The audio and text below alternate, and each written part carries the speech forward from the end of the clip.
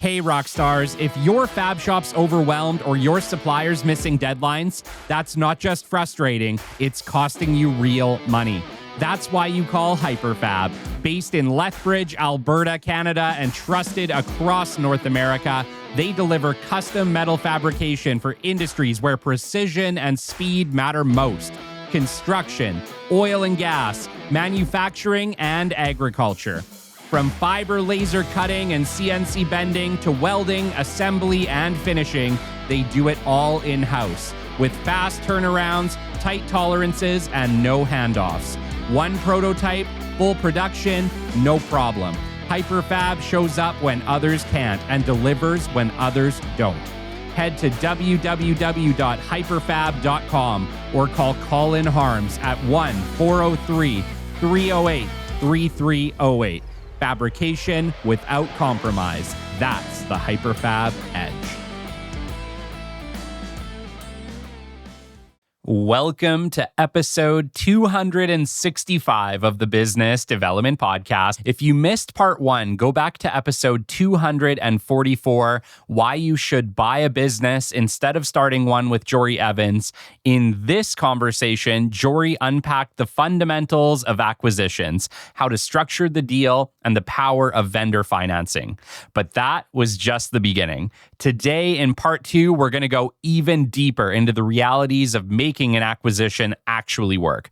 We're talking about execution, logistics, culture, leadership, depth, and the hidden pitfalls that cause 60 to 75% of acquisitions to fail.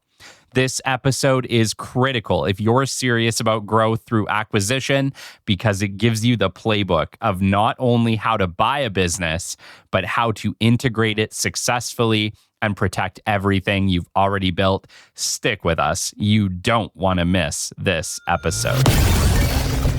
The great Mark Cuban once said, "Business happens over years and years. Value is measured in the total upside of a business relationship, not by how much you squeezed out in any one deal." And we couldn't agree more. This is the Business Development Podcast, based in Edmonton, Alberta, Canada, and broadcasting to the world. You'll get expert business development advice, tips, and experiences, and you'll hear interviews with business owners, CEOs, and business development reps. You'll get actionable advice on how to grow business.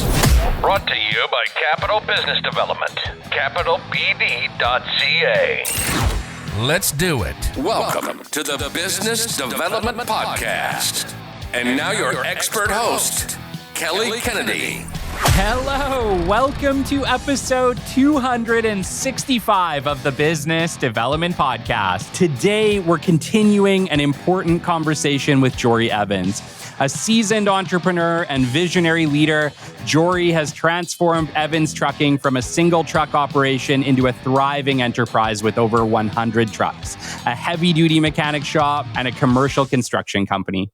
In episode 244, Jory joined us to break down the essentials of business acquisitions with a focus on structuring deals and the benefits of vendor financing. Now in part 2, we're diving even deeper into the logistics of making an acquisition work, from creating a solid execution plan to avoiding common pitfalls that could derail your success. Whether you're thinking about your first acquisition or fine-tuning your strategy, Jory's insights and expertise will help you navigate this complex process. Jory, once again, it's an honor to have you back. Thank you for coming for part 2. Yes, as always, lots of fun. We'll see if we can stay on point today. Honestly, dude, I was thinking back to what is the right words for part 1, and it really was an exploratory adventure. I absolutely loved that conversation. We got into a whole bunch of stuff. Well, we went down some rabbit holes for sure.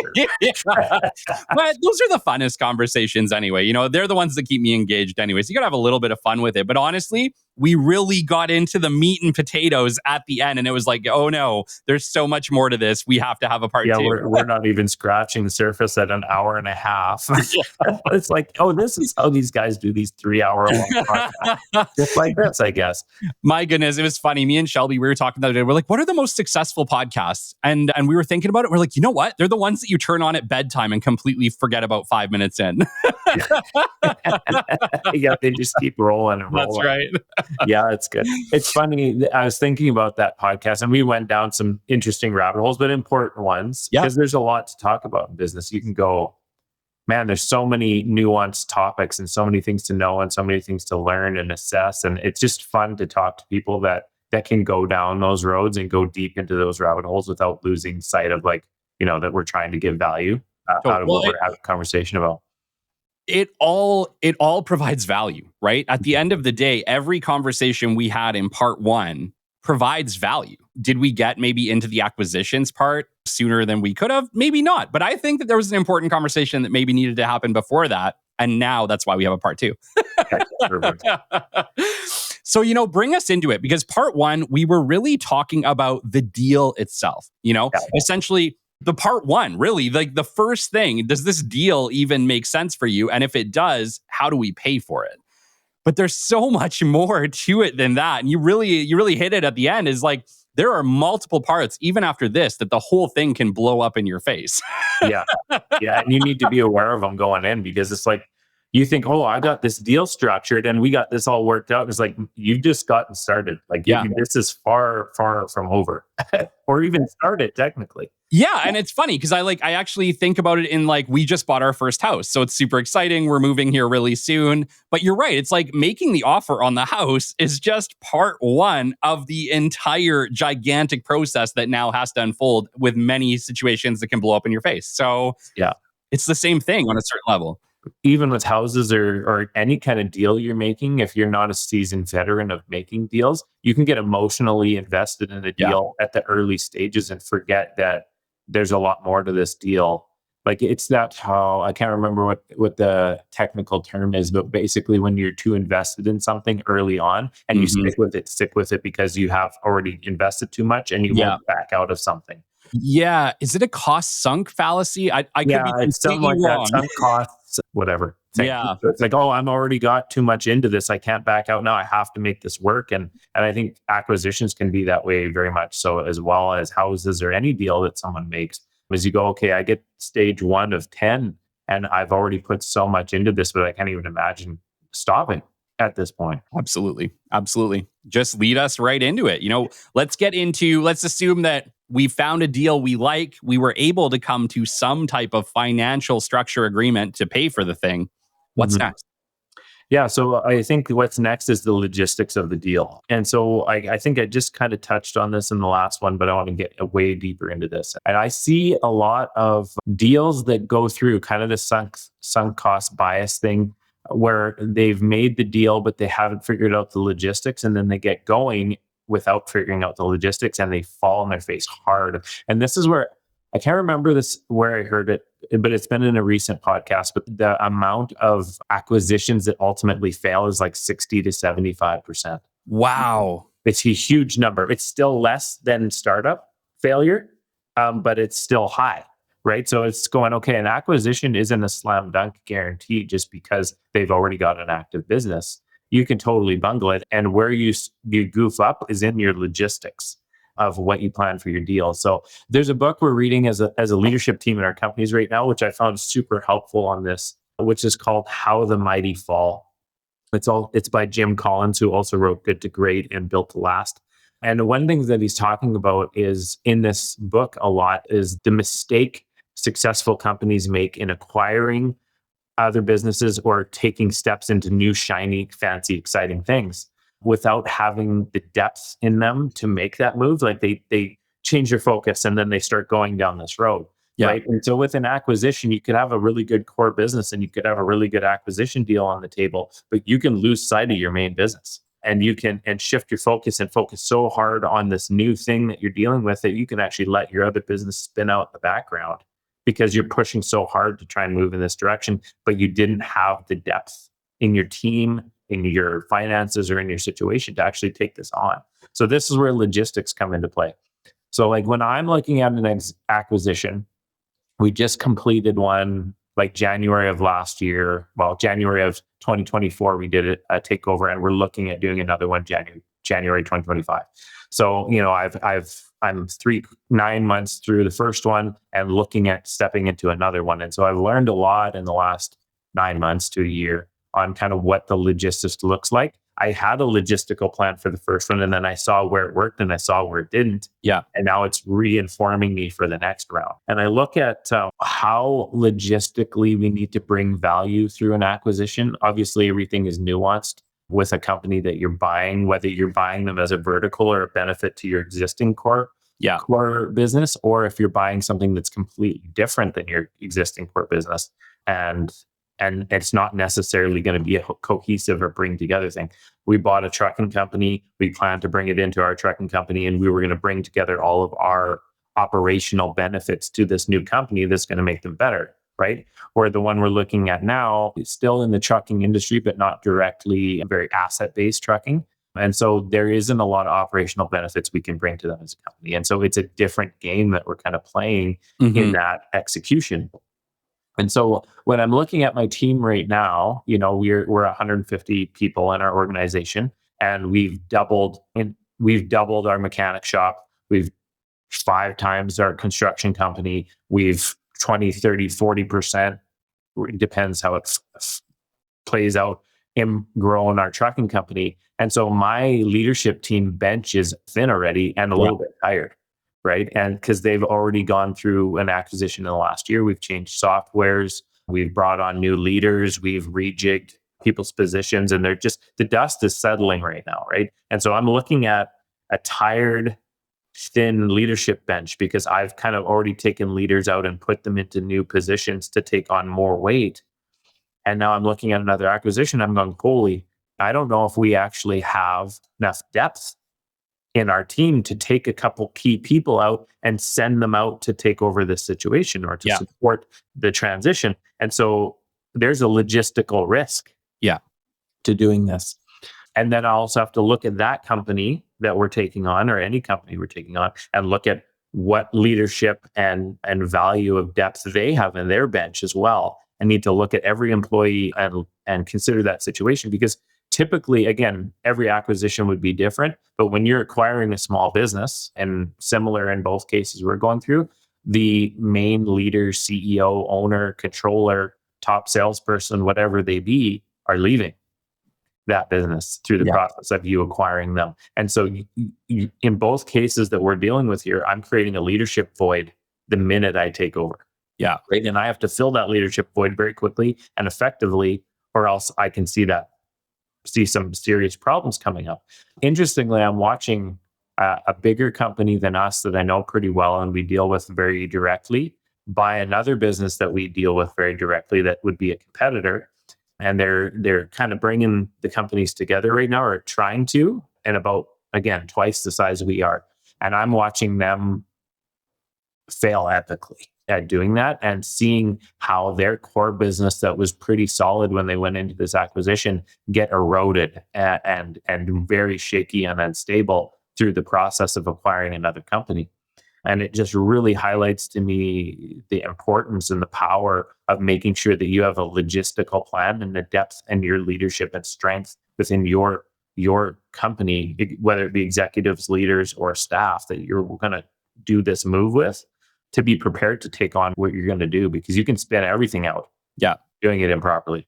Things that I'm kind of considering when I'm doing any kind of acquisition is, what is their leadership structure? What is their management structure? Who's in place there, and how is that going? Are there key people there that everyone defers to that can hold the line when the owners leave? Or is there nothing there and everyone is going to be floundering the minute that they leave? Right? Yeah. How disruptive is this acquisition going to be to the key people in that business that are operating in it and moving it and changing it? I just want to pause you there quickly, Jory. Yeah. How do you find that out without essentially being there and watching how everything is happening? It's tricky. It's not easy. We actually just decided to do something that's totally counter to, like, when the accounting and lawyer people that I dealt with on our last acquisition got involved at the point that we brought them in to start doing the legal of the deal, they were like, what the heck are you guys doing? Nobody does it like this. I'm like, I don't really care if you like it or not. This is how. And we literally had people on site working in the business at the other business 2 months before the deal executed. Wow. So I put my managers on site in their building, working with their team months before that it actually took place.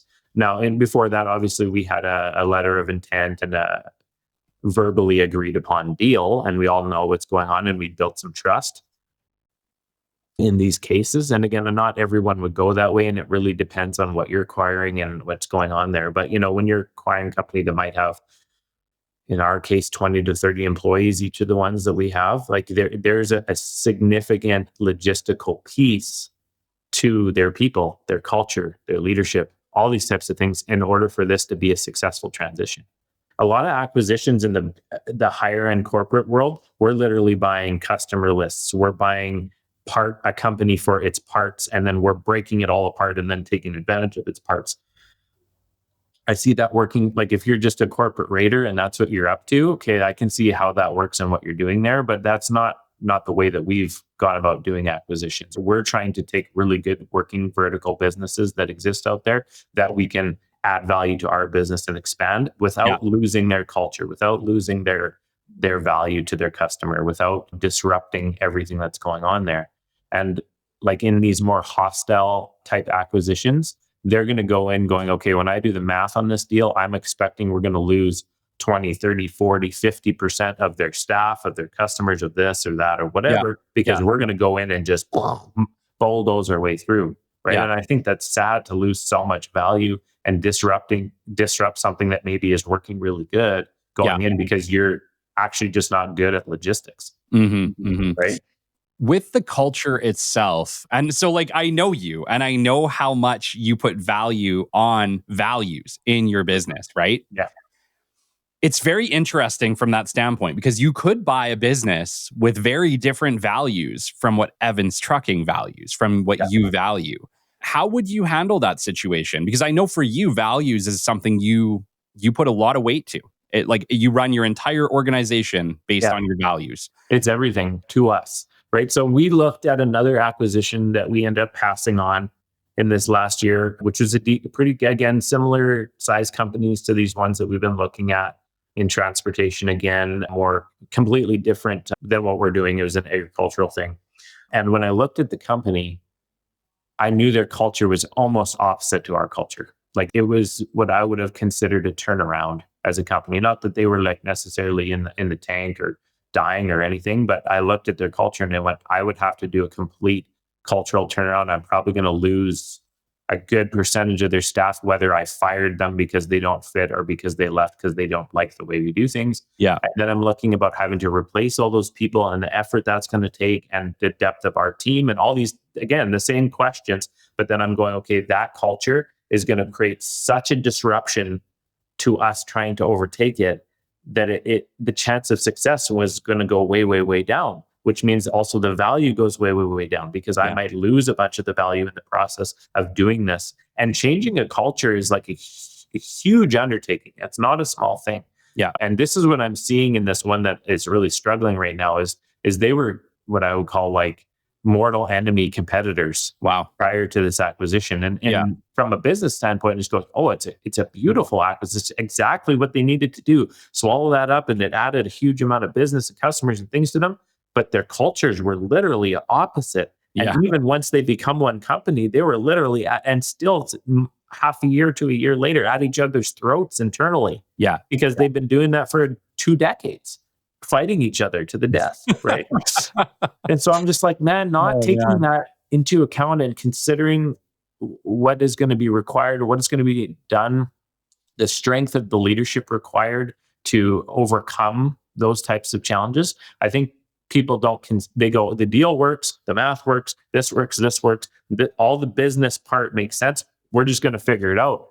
And I'm going, well, this is why businesses are 60 to 75% failure rate because they are not considering the logistics of what's going to happen. And they think they can just mow over a cultural core values issue when it's not that simple.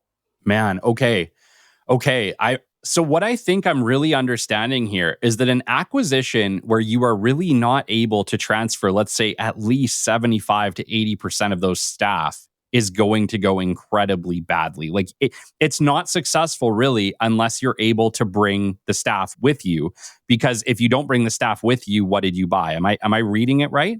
Again, I'm always going to say it depends somewhat on what type of business you're doing. If you can buy a customer list and not change the customer experience and suck it into your company, there's going to be some loss and some fallout because people buy from people, not Yeah, just from businesses. that's right. So your sales reps and your anything that's relationship based inside, if you discount the value of that relationship, you're going to be sadly mistaken. And this is again what I'm seeing in this other comparable company is like, okay, there's relationships there that they took for granted, and they're watching many customers walk away because they've either laid off, let go, or angered internal employees who have nurtured relationships over years with customers, right? Like it's much more complex than just transitioning a customer to a new system or a new salesperson or whatever. There's relationships, there's people, there's culture. And the reason people deal with your company in many ways is not just your product, not just your execution or, the service that you provide. It's your people, it's your culture, it's your values. That means a lot to the customer ultimately. And if you're going to disrupt that completely and it's not the same place as it used to be, that's changing the customer experience, and customers don't like that. Yeah. Right. So people are the most important thing. And so if you discount the people part of an acquisition, you are very naive. Yeah. Yeah. And so, okay, so it sounds like obviously buying the business or deciding to make a buying decision is just part one. There's so much more past that. But I think you're right. I think in my mind, negotiating a deal to me, that seems to be like, okay, we can think through that one. That one we can justify in our heads and make sense. What we That's just math. exactly what we struggle with is now how do we integrate this company with our company and keep as many of the staff as possible, keep the customers as happy as possible. And a lot of that is emotional, not logical. Yeah, it's not math. I mean, it's not mathematically an equation. It's more about feeling and understanding what the impact of this disruption that you're causing is to your own company and to theirs. And this is why I call it logistics. I could call it a couple other things, but like culture, fit, leadership, trust, employee retention, customer retention, threats, off-site communication. Like if your company now needs to communicate with that company very effectively and you don't have a good on-site connection and you're not able to do good remote conversations, it's going to cause communication issues that cause breakdowns in effectiveness and efficiency. Like the company that we bought last year, they were like 8 kilometers away from us. Yeah. And I struggled very hard getting their people and my people to communicate effectively. They don't know each other. They don't have a long-term relationship. They don't have a rhythm of how they communicate. They don't have systems.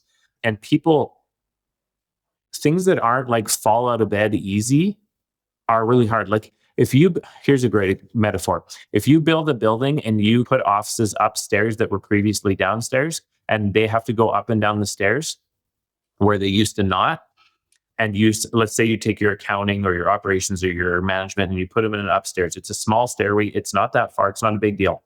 Okay. People will not go up there and see them and visit them as often. This is a human fact. You cannot just put someone upstairs and think that they're going to be as good at communicating with people downstairs as they used to. It sounds silly. It sounds ridiculous. That's a fact. I could put math to that. Yeah. Right. And so that's the kind of slight inconvenience that can break down a whole, like if this person used to talk to this person 5 times a day because they walk by their office, but now it's up a set of stairs, they're going to talk once a day, maybe, because it's just not convenient to go and see them anymore. And so then that connection is going to break down and not going to be as effective as it was previous, just because of proximity. So from the time we bought them, 6 months later, we moved them into our new building when we completed a renovation. 50% of my communication problems went away. Like that.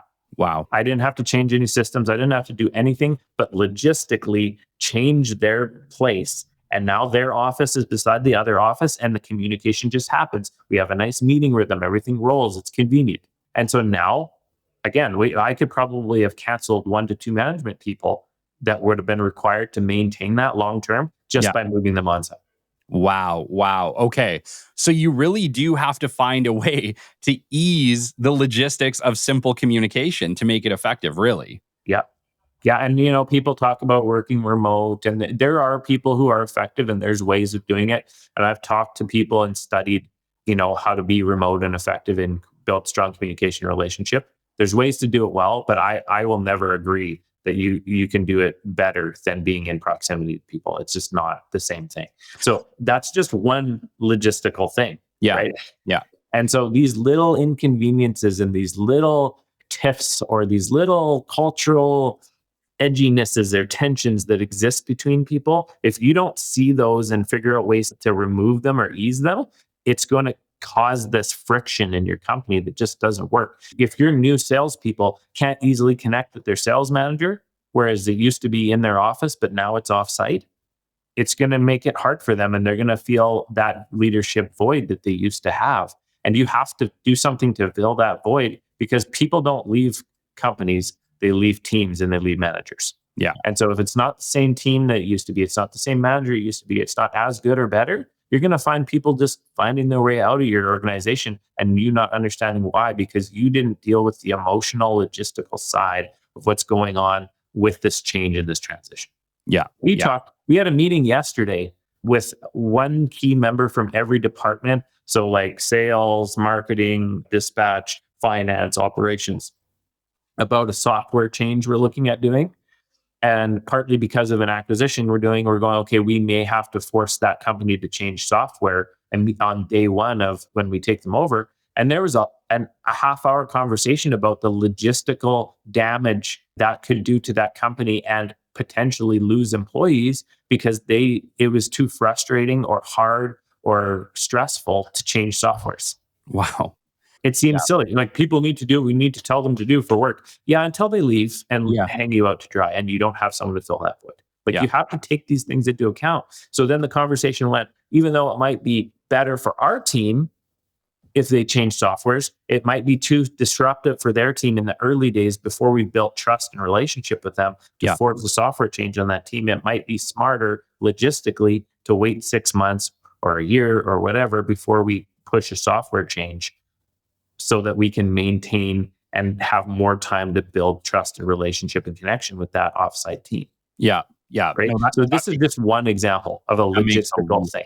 Yeah, that makes a lot of sense. That actually makes a lot of sense. So, like, in your mind, if you are going to be taking over a company, it really doesn't make any sense to shake stuff up. It makes a lot more sense to play it safe, try to understand the way that they're doing it, work with the teams for a little while, keep their business running as usual, and then make changes down the line, allowing time. And I agree. Like, me and you both know, building relationships is critical. It gives you time to build those critical relationships, to build trust, so that when you do bring that idea to them and say, hey, I think this might work better, they're going to be a lot more receptive to it, and you may have a lot less turnover. Yeah.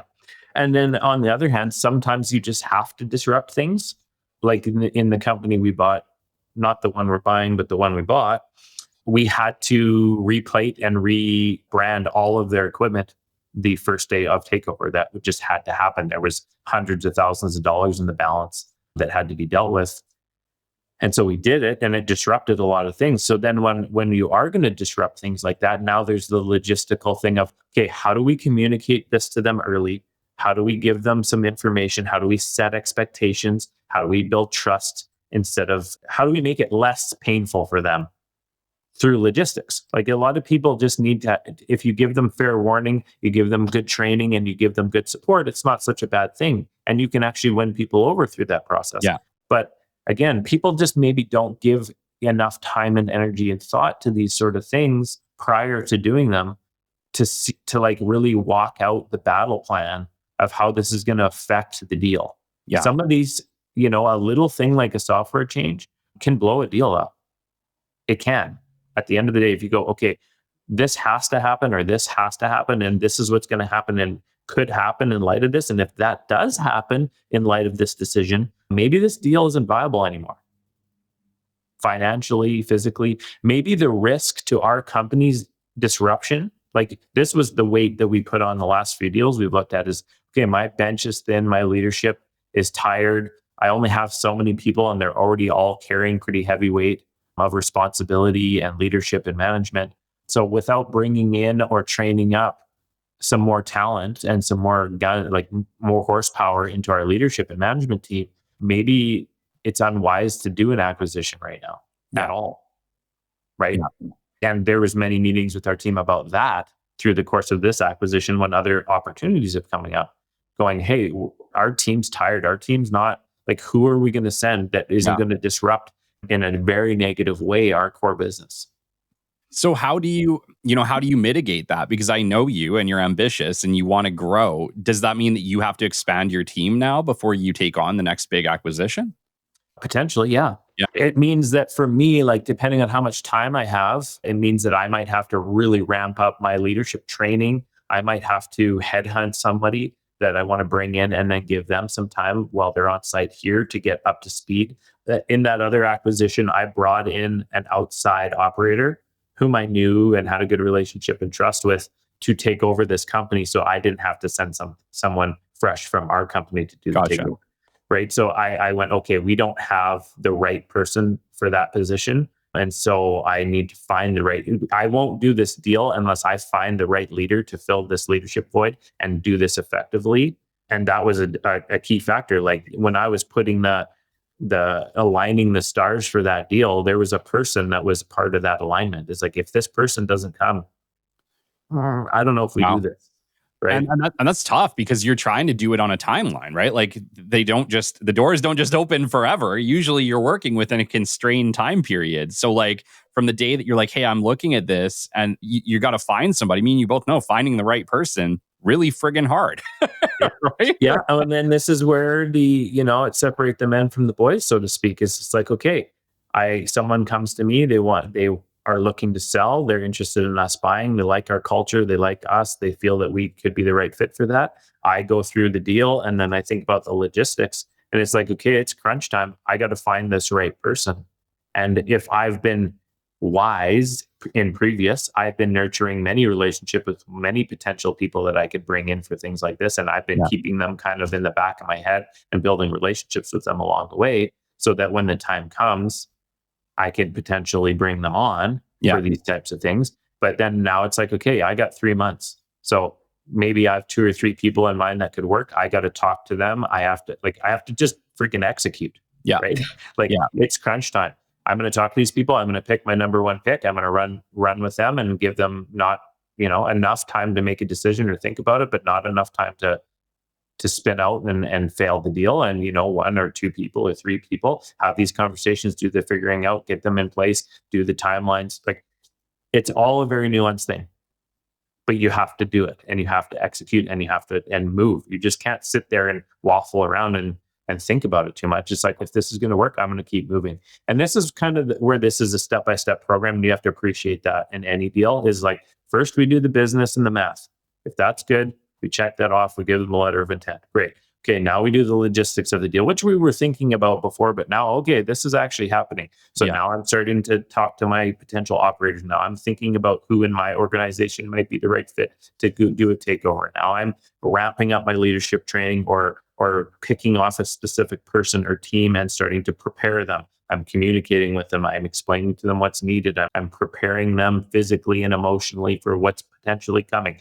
Okay, if all those things click together, now we're interviewing their team. Now we're looking at their situation. We're really diving deep into their culture and their trust and their fit and their leadership and putting that all together. And when we have a logistical battle plan that we think we can execute on, as well as plan B and plan C, and if this happens and all these other things, now we move on to execution phase.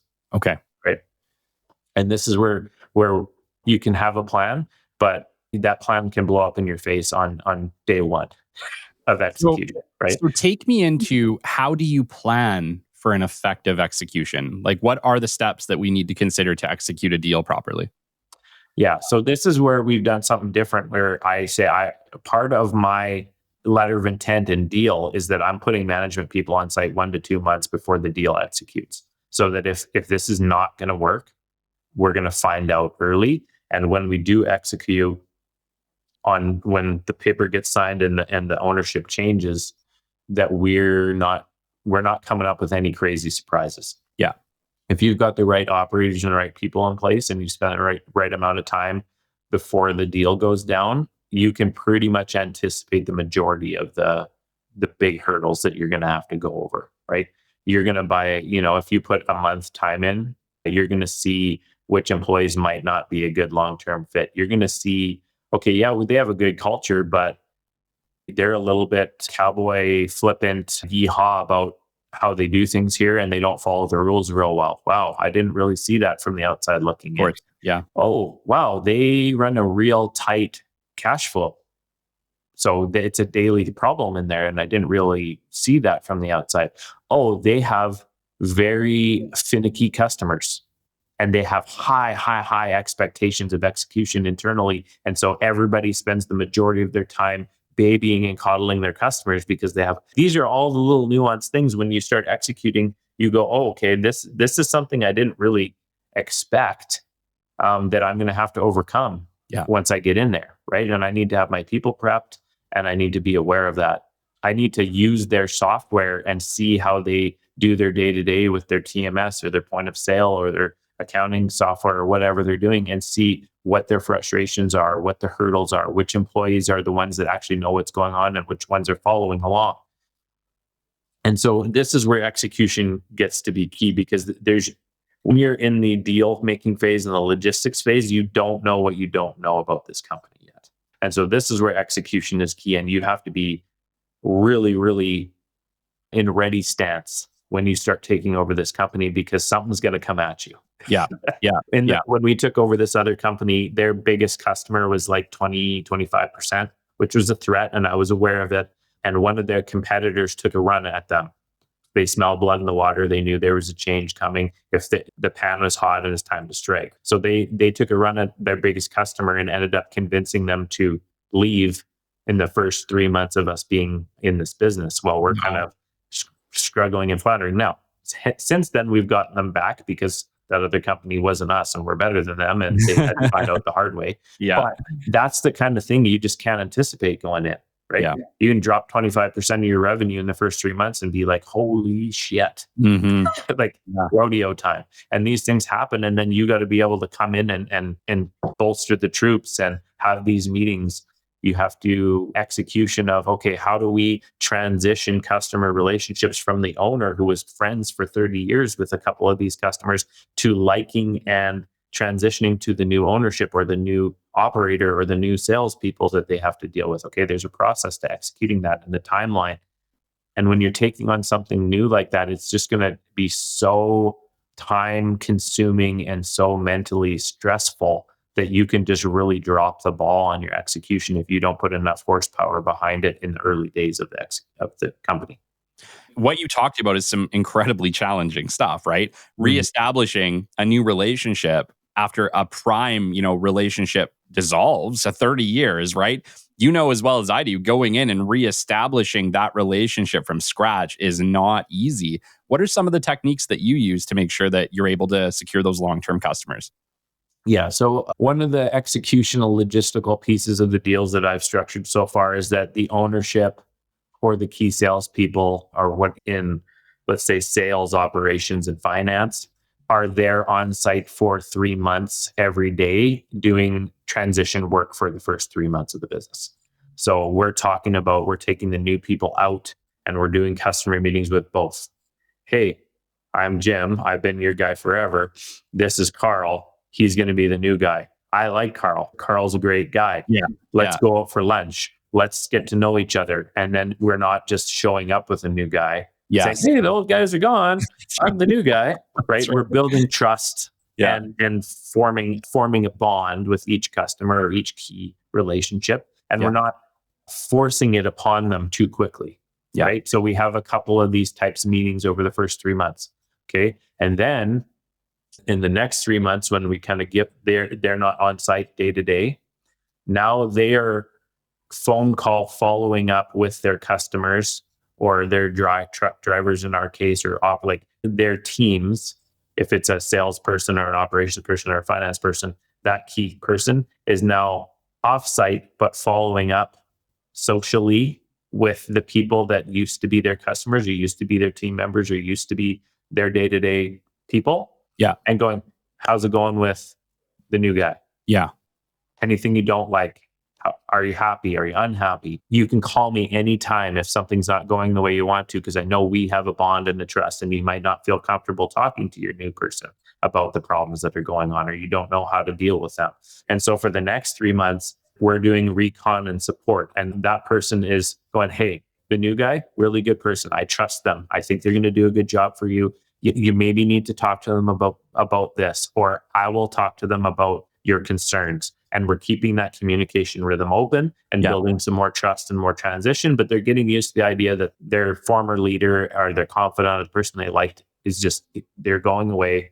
Things are changing, but it's not happening in such an abrupt way that it just disrupts people's lives and makes them, upset or want to leave or whatever. We're building relationships, right? And teams. Yeah. And then after that 6 months, we put them on a 6-month consulting scenario, whereas, okay, in the first 3 months you were here, in the next 3 months you're available but not here all the time, and the next 6 months you're not here at all but you're available on the end of the phone, and by the end of that 6 months you're pretty much hands off. Yeah. Okay. So you're looking essentially at about a year and a half to transition properly, with keeping, key players still around in some capacity to help out with these challenging moments. Yeah, and for me, this is one of the keys of the vendor finance is that, I really want the former owner of the company very invested in us succeeding going forward. And so that ask of that 6 or 12 month period post transition of the business isn't a heavy ask when they know that you're making a payment to them every month and they really want you to keep making those payments. That's right. And so they are invested in your success, and they need you to succeed. They need to help their employees come to terms with the changes that are happening. They need your new operator to know you're making Sally and Jennifer upset by the way that you're communicating with them, and you need to work on that or you could lose these people. They need to be that invested for that period of time. And then even a year or 2 years later, if they, they're paying attention to your success and how things are going, they may still follow up with a customer once a year and go, hey, or see them at Costco and go, hey, how's things going? And they're motivated to ask the questions and make sure things are going good. That's right. And so that's the beauty of a vendor finance, is that the vendor is actually long-term invested in you succeeding, which is worth so much more than you think it is. Yeah. It's like, it's worth a lot. Yeah. Right? Like, honestly, from our last conversation, I was like, why would you buy a business any other way? Like, it doesn't, I don't know. Maybe I'm missing something, but to me, there's a scenario where the vendor is a sneaky, horrible snake of a person. You want them as far away from you as you can. True. I would also say maybe you shouldn't be buying that business. Yes. Due diligence. Everything has its own nuance for sure. Like, there's a time and a place for everything under the sun, potentially. But, there's a easier way to do it and a harder way to do it, and not considering these things is the harder way. And you could find it could disrupt you and take you down. Yeah. I think people maybe aren't scared enough of that when they're looking at these deals. Is this could end the whole thing if I do this badly. Yeah. Right. I wanted to touch on one of the points that you mentioned. And you mentioned, part of the execution plan for you is absolutely getting some of your key players into that organization 1 to 2 months ahead. Now, to me, what I'm thinking is, you're a smart guy. And what you're trying to figure out is this, should I pull out of this, right? Like, you're looking for red flags. Tell me about the red flags, Jory, that if you had your team in there 1 to 2 months ahead, that you'd be like, nope, out, not doing this. What are they? I haven't experienced them yet, but I would say the things I'm looking for is lying, absolute not truths. They've said to you all along, this is the way we do things. And you get in there and you're going, I don't see that. You're looking for the employees putting up a front. Yeah, this is how we do things, if you know what I mean. You're looking for things that they might be doing illegally, liabilities that could come back to bite you after the fact. You're finding out about the thing no one's talking about. Right? Oh, like, there's something that came up in our negotiations towards the end is like, oh yeah, that truck had gotten in an accident where a train had hit it, and there's still a 3-year-long legal battle going on about that. Wow. Oh, okay. Whether you forgot about it or we just didn't discuss it yet, that's going to have to be written into this deal, because I'm not taking on the liability of CP Rail suing you for everything you're worth. Yeah. And so, like, there's a lot of things you're looking for, but there's legal things, there's financial things. Like, is there anything with the way that that things are being reported, put into the financials, the books? Is there a lack of trust between leadership and management? What's the accountant to business owner relationship? What is their, what are their professionals acting like when they're around them? If you go to a meeting with them and their lawyer's got shifty eyes and is afraid to say things when you're in the conversation, then, maybe you need to dig a little deeper into what's going on there. But with these deals, for me, trust is a very, very, very important from me and from the person I'm dealing with. Because if you don't trust each other, the accountants and lawyers are probably going to tear the deal apart, and they'd be happy to because they get more billables and they want, it's, I don't know if we talked about that in the last one or not, but I wanted to point that out not yet. is when you're doing these acquisitions, and this is why trust is so important.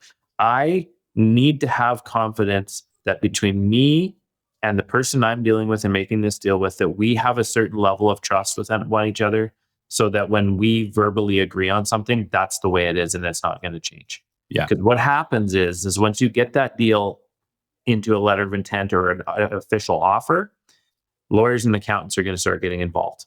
And their job is to tear it apart. They're going to tell you about all your liabilities and all the reasons this is a bad idea and all the things that couldn't work out. And there's a value in that. And it's important to have a good lawyer and a good accountant. But you have to be able to see past that any deal is going to have risk and liability. And at the end of the day, this deal is only going to work if I trust the word of the person I'm dealing with on the other side. Because if I don't trust him and I'm worried and I want my lawyers and accountants to tear apart everything about him, and they will find stuff or make stuff up.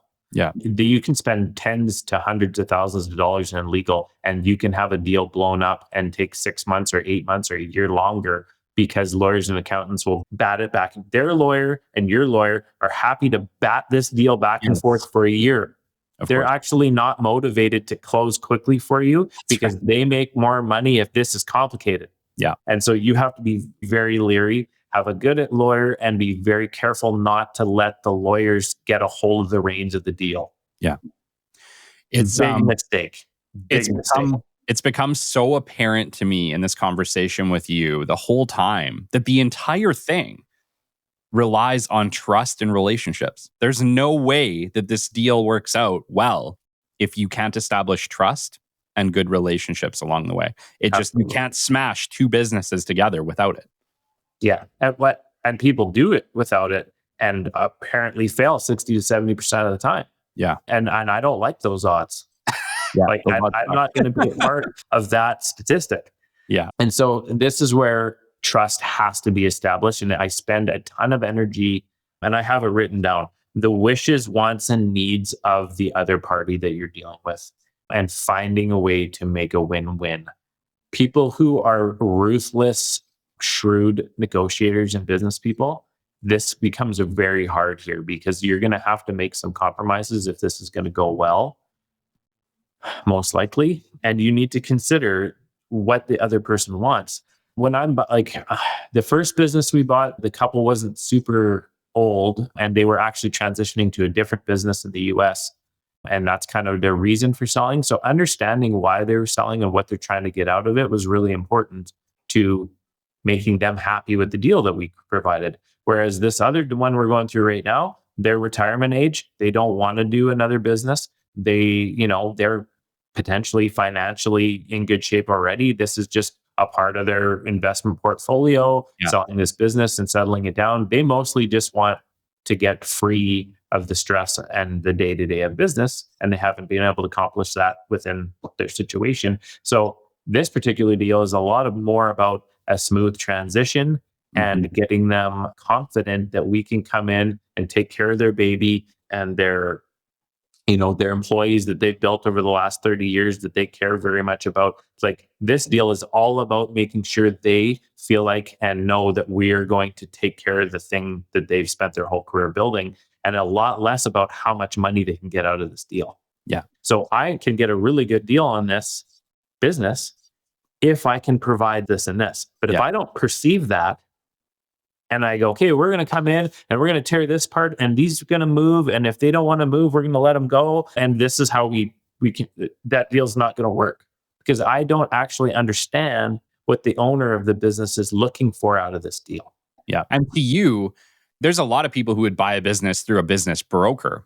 But for you, I feel like most of the businesses you've bought, you've actually known these people. You've been able to have that one-on-one conversation. And you see it in real estate all the time. They don't want you talking to the owners. I imagine with business brokers, it's kind of the same thing. But your recommendation really seems to be try to really understand the people you're buying this business from.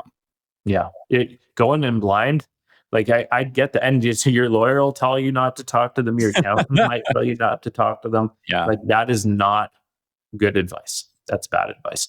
At the end of the day, if you leave it in the hands of your lawyer to resolve the problem, they will draw it out. They're motivated to draw it out and make it as complicated and last as long as possible.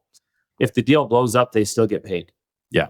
And in fact, they make more money if they draw this out for a long time. The deal blows out, and now you got to go find another deal.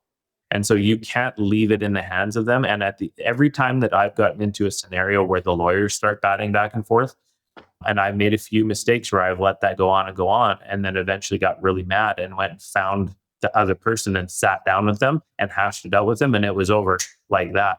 Yeah. And there was something that they misinterpreted it or conceived through the legal jargon and the fighting conversations and the tension that wasn't even true, or they're upset about this and I need to apologize about it because I said something wrong, or I did something wrong, or I took something for granted, or I pushed too hard in a certain area and that offended them, or whatever it is. Yeah.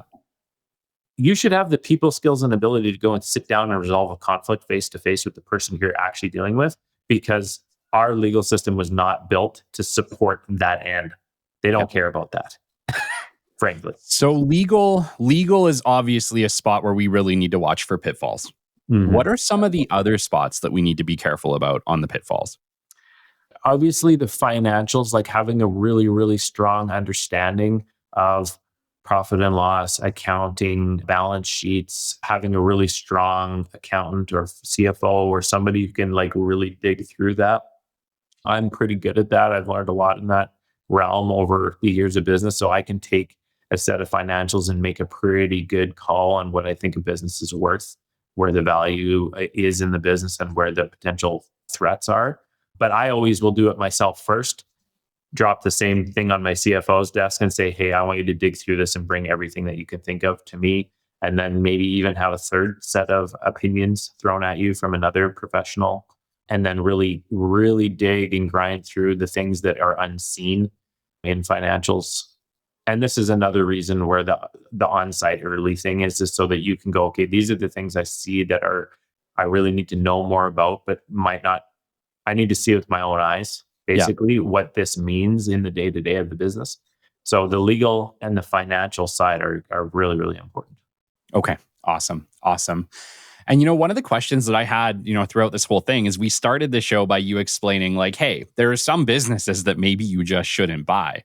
One of the things I wanted to ask you was, most of the businesses that we're talking about that you're looking at are complementary to what you already understand. You understand transport, logistics, trucking, mechanics, commercial. Those are all things within your realm. So in my mind, anything related to that, you could probably buy.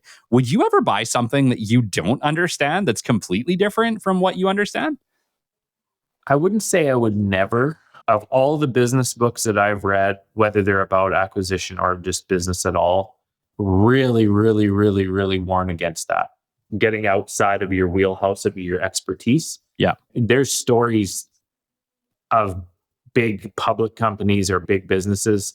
We're talking like Circuit City, Rubbermaid, up to like Amazon and things like that, who have bought businesses that were outside of their wheelhouse thinking, oh, this is a genius idea, and tried to take their team and their expertise to that thing and failed epically. And eventually thought they could just do anything and be good at anything. And became, the good to great thing from Jim Collins, and I really appreciate Jim, his insights into business are beyond the best advice you're going to get ever.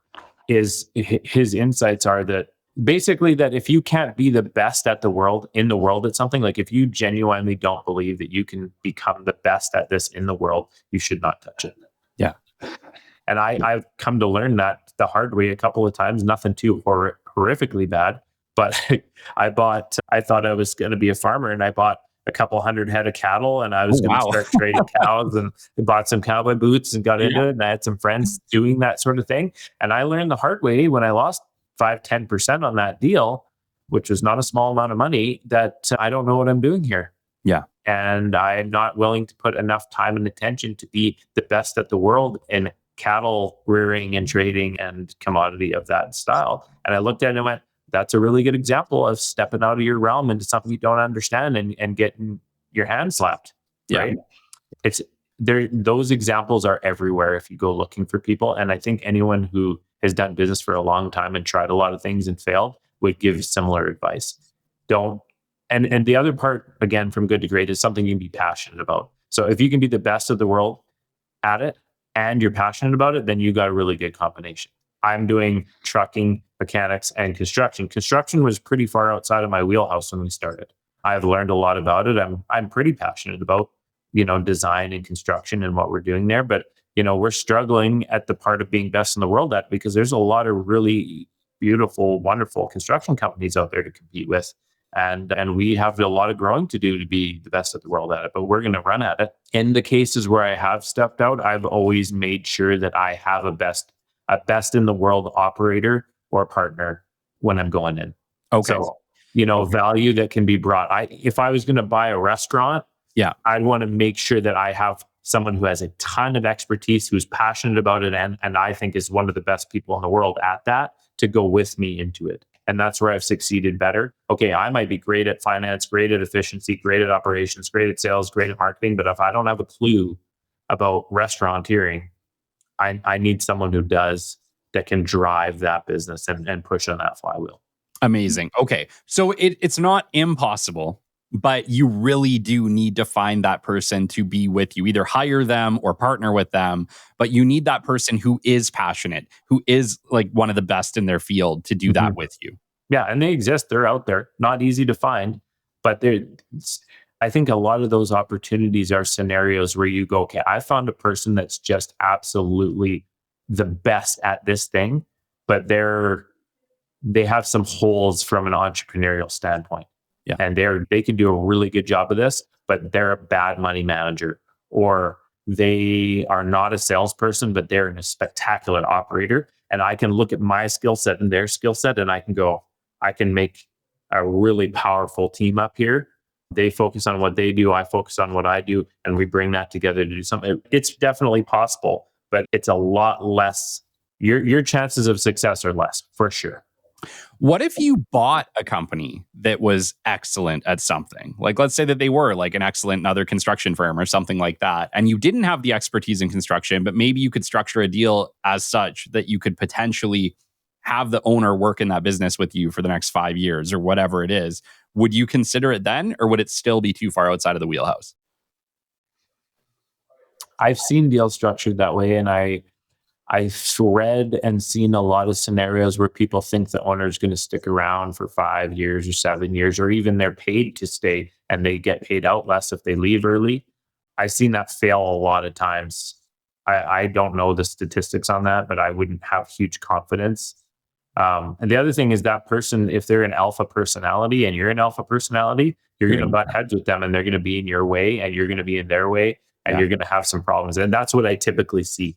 Even in the transition phases of the businesses we have acquired, there is a phase or a stage of the transition where the ownership has to get out of the way. And some people do it graciously, and most people don't. And so there's a bit of a painful cutting period where it's like, you're not the boss anymore. We're doing this my way now, and you need to let go.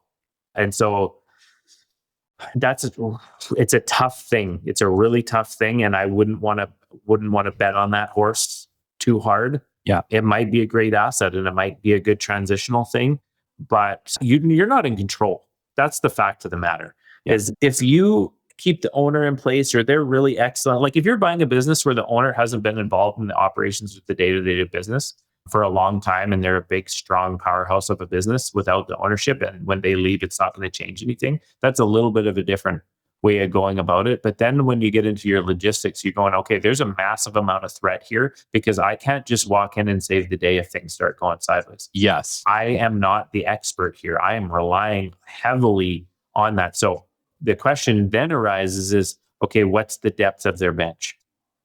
So are there 10 strong salespeople? And if 2 left, it would still be okay?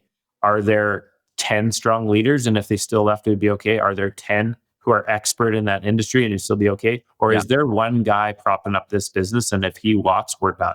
Yeah. Right. There's a level of risk to be considered there. Just knowing that you are not capable of going in and saving the day if this thing starts going downhill. Yeah. It's a dangerous place to be. Yeah, so that's fair. So really what you're kind of saying is like, unless you have some serious risk mitigation in place, it's probably too far. Even if you can bring the expert with you for a period of time, there's still too much that can go wrong.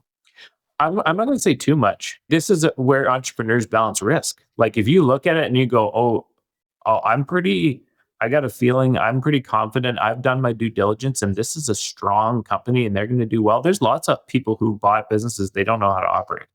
Like that. There's a lot of successful people that own a lot of business. They don't know how to operate, but they are really, really spectacular at bringing in more support people that know how to do it and bringing them up and mitigating that risk. Like in those businesses where I'm doing that, I'm going to try and make sure that I have my own person I can parachute in to save the day if need to, if it's not me. Yeah. I'm going to create some A, B, C, and D backup plans to protect myself against that risk. So you see the risk, how are you going to mitigate it? Right. And sometimes you got good answers for all those things and it's not that big of a risk to you. Yeah. Or it's a big risk, but it's small in the scope of your operation and you can afford to take the risk. If I'm a $100 million company and this is a really, really sweet little deal and they're $2-3 million company, and if it drops off a cliff and fails, it's like, well, that sucked, but man, the upside was huge. Okay, well, you can maybe take that risk, right? It's not going to disrupt your whole operation if this wins or loses necessarily, but you're going to make a bet on it. Yeah. So again, every question you have has a lot of nuance and different angles to it. Yeah. From my perspective, but I do think that people need to be wary of the things that they're not thinking of and thinking through. And they need to think of this process, the deal, the logistics, and the execution of how they're going to do it and have a really, really strong plan before they go ahead on things. Amazing. Jory, this has been an incredible series. Thank you so much for coming in. And, like you're not just shooting from the hip. Like you're going through this multiple times. You just went through one. You're in the middle of another one at the moment. And I just want to say thank you. I know how busy you are. And I appreciate you sharing this information because honestly, I don't think I could have got a better rundown on acquisitions than we got from you. So thank you so much for doing that. Yeah, you're welcome, Kelly. And it's a fun thing to do. And I won't pretend that I'm the be all and end all expert on that. But as I learn my way through it, I see a lot of consistency and I'm seeing a rhythm of how to do this that can be duplicated and executed on it.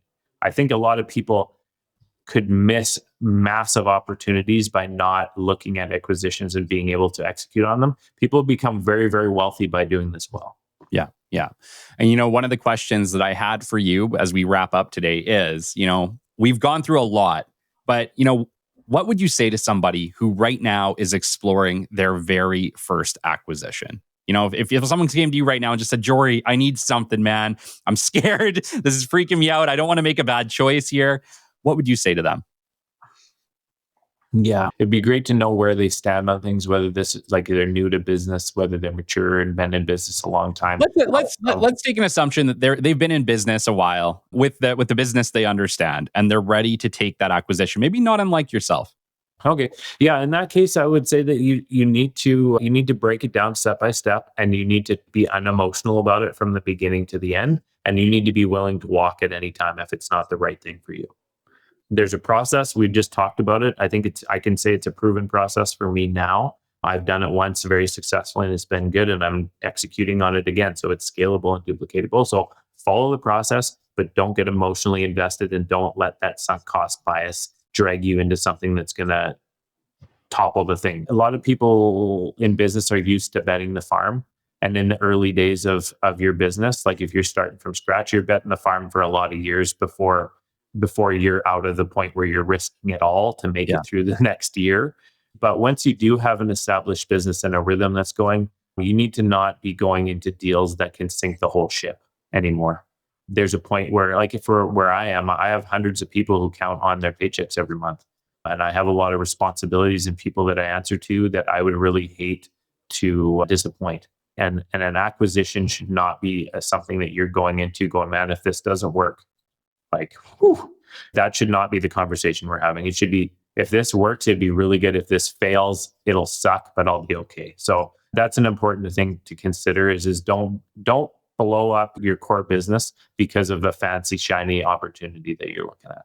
Yeah, I love it. I love it. And before we wrap up today, I want you to tell our listeners about your podcast. Yes. So I have a podcast called the Built to Lead podcast. I started doing it a year and a half ago, approximately. And I just really felt that I talk to entrepreneurs all the time, just like I'm talking to you now, Kelly, and I hear their frustrations and I see these hurdles that they can't overcome, or they just don't know what the next step is. And I feel that it's sad that there isn't necessarily always a resource for them to help answer these questions. And I think obviously we've talked about core values and how I feel about them. And I feel that if people could follow a certain step-by-step process and overcome these things as I have over the last decades, and if I knew what I knew now when I had started, how powerful that would be, I wanted to deliver that to people and give that value. And so that's what the Built to Lead podcast is. The first 12 episodes are just my step-by-step breakdown of the things I wish I knew and how they can help you build an epic business. And now we've transitioned to a focus on leadership, and I'm interviewing other leaders who have built awesome things and just talking about the value and importance of leadership in your business. And that's what it's about. So if you're interested in that sort of thing and you want to grow as a leader and you want to know how I built what I built, it's all in there in the Built to Lead podcast. Amazing. And they can find that on Spotify, Apple Podcasts, everywhere that great podcasts are found, right? Yeah, absolutely. Amazing. We have been graced once again by Jory Evans. Thank you so much for taking the time, Jory. Yeah, thanks for the invite, Kelly. It's always a fun time. Until next time, you've been listening to the Business Development Podcast, and we will catch you on the flip side. This has been the Business Development Podcast with Kelly Kennedy. Kelly has 15 years in sales and business development experience within the Alberta oil and gas industry and founded his own business development firm in 2020. His passion and his specialization is in customer relationship generation and business development. The show is brought to you by Capital Business Development, your business development specialists. For more, we invite you to the website at www.capitalbd.ca. See you next time on the Business Development Podcast.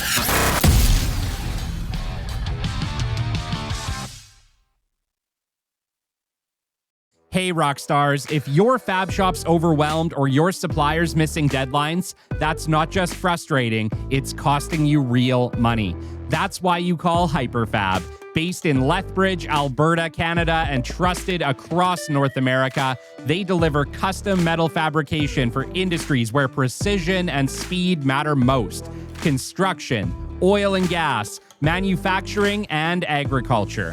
From fiber laser cutting and CNC bending to welding, assembly, and finishing, they do it all in-house with fast turnarounds, tight tolerances, and no handoffs. One prototype, full production, no problem. HyperFab shows up when others can't and delivers when others don't. Head to www.hyperfab.com or call Colin Harms at 1-403-308-3308. Fabrication without compromise. That's the HyperFab edge.